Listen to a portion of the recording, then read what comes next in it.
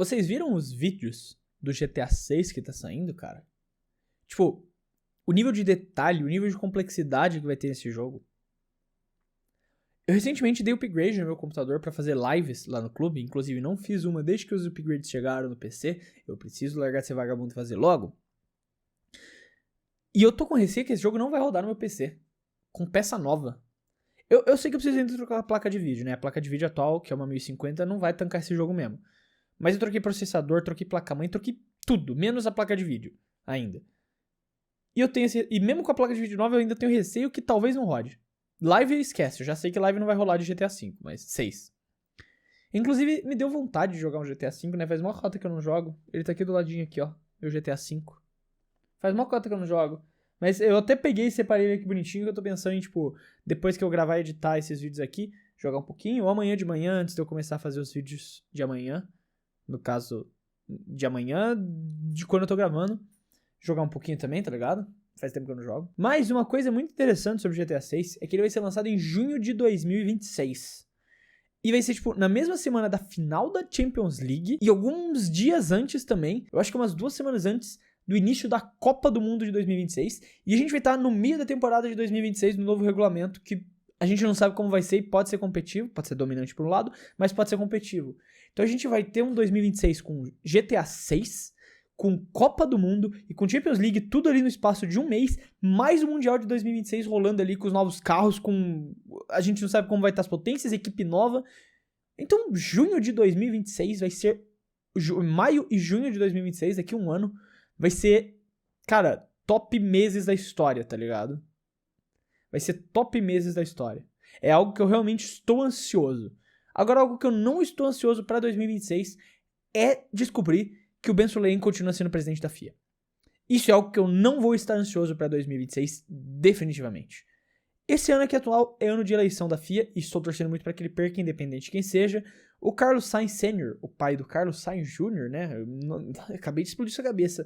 Eu tenho certeza que você não fazia ideia que o Carlos Sainz Sr. era pai do Carlos Sainz Jr., que é multicampeão de rally. Ele tá pensando em se candidatar e concorrer com o Ben Sulayem. Nem sei quais são as propostas dele, espero que ele ganhe. Mas o Ben Sulayem, na sua campanha, na sua grande tentativa de destruir a própria imagem, que ele vem executando com perfeição cada vez mais, soltou mais uma pedrada. No caso, pedrada é coisa positiva, né? Qual que é o contrário de pedrada? Uma lixada. Ele soltou mais uma pedrada, né? Mais uma pedrada, o Ben Sulayem disse. De que ele simplesmente é contra o teto de gasto, é isso. O cara... Eu não sei, me travou, eu rodei o disco aqui, né? Travou o disco. Ele basicamente não vê utilidade no teto de gastos da Fórmula 1. Basicamente, desde 2021 foi introduzido na Fórmula 1 um teto de gastos, que é o limite de quantas equipes podem gastar para desenvolver os seus carros ao longo da temporada. E atualmente esse limite é de 135 milhões de dólares, ou seja, uma equipe não pode gastar mais do que 135 milhões de dólares nos seus funcionários e na construção do carro. Isso se exclui para o salário dos 2 pilotos e dos 3 funcionários mais bem pagos da equipe, que geralmente vão ser o chefe de equipe, o projetista-chefe e mais um que eles quiserem babar o ovo lá dentro. E o teto de gastos é até hoje visto como um dos principais motivos, além, claro, do crescimento enorme da popularidade que a Fórmula 1 teve nos últimos anos, para as equipes finalmente estarem sendo lucrativas. Um dos grandes problemas que quase matou a Fórmula 1 era que o fato de que, cara, a Fórmula 1 nunca foi lucrativa. A não ser que você fosse a não ser que você estivesse no topo da cadeia alimentar, né? Hoje Mercedes, Ferrari, McLaren, Red Bull ali, não era lucrativo. Do resto, do meio para baixo, você só perdia dinheiro. Tanto que a gente chegou na crise lá de 2010 da Fórmula 1, que quase, de 2009, que quase ficou sem 10 equipes para competir na categoria. Ia ter menos de 10 equipes. Então abriu as vagas para as novas equipes em 2010 e todas que entraram faliram logo em sequência. Porque a Fórmula 1 nunca foi lucrativa. A não ser que você estivesse no topo da cadeia alimentar, você só ia perder dinheiro.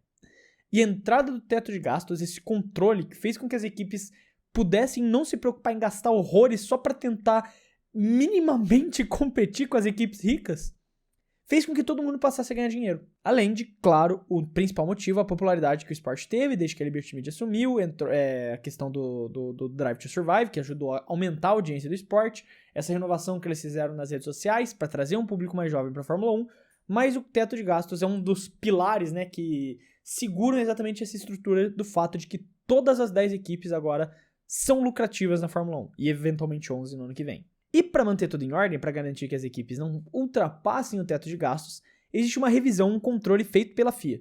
Então a FIA vai lá, ela vai ler todos os documentos e garantir que, tipo, tá tudo em ordem, ninguém superfaturou nada, ninguém sobrefaturou nada, se as equipes estão respeitando tudo, como em 2021 que a Red Bull teria quebrado o teto de gastos e sofreu uma punição por conta disso.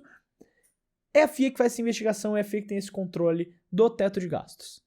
Então, qual que é o motivo do Ben Sulayem ser contra o teto de gastos? Eu tô olhando aqui pro teto de gastos e isso só tá dando dor de cabeça pra FIA. Então, qual é o ponto disso? Eu não vejo um ponto. Eu realmente não vejo.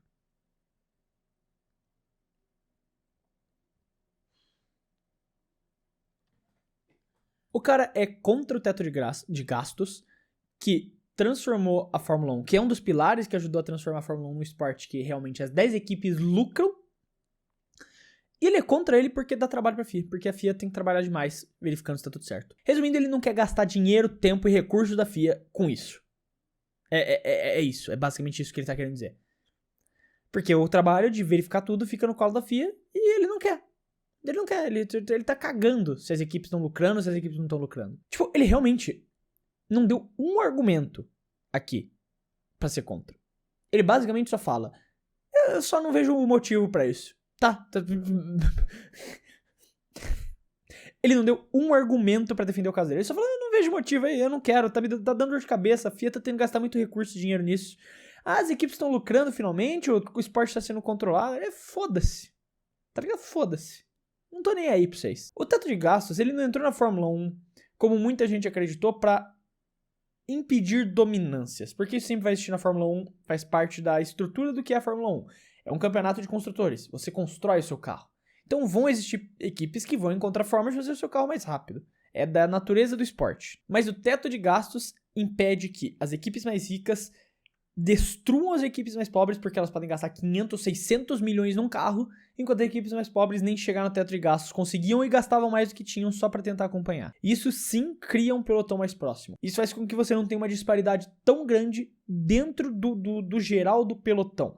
E isso realmente aconteceu, porque quando você pega médias de ritmo de corrida, médias de classificação, o pelotão nunca teve tão junto na história, até mesmo na dominância da Red Bull em 2023, tá ligado? Então o teto de gastos ele tem os seus pontos positivos. Podem não ser exatamente aquilo que muita gente esperava que fosse acontecer, mas ele tem os seus pontos positivos. Ele ajuda as equipes a conseguirem lucrar, que seja o esporte lucrativo e por consequência trai mais investimento para o esporte.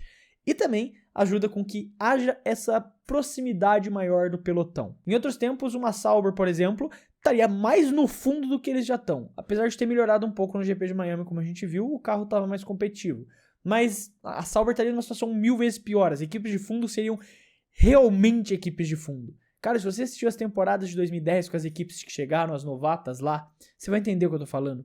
Marussia, Caterham, a Virgin, a HRT, era tudo bomba.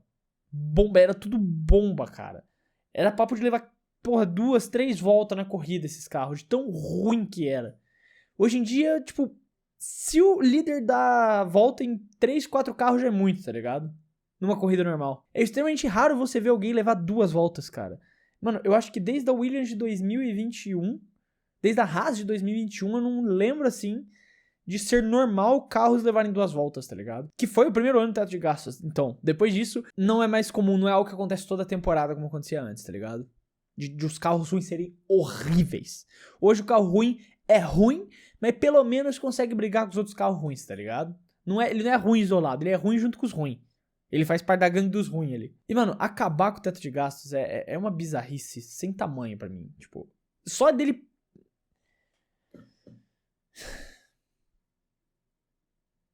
Por favor, Carlos Sainz, vence essa eleição.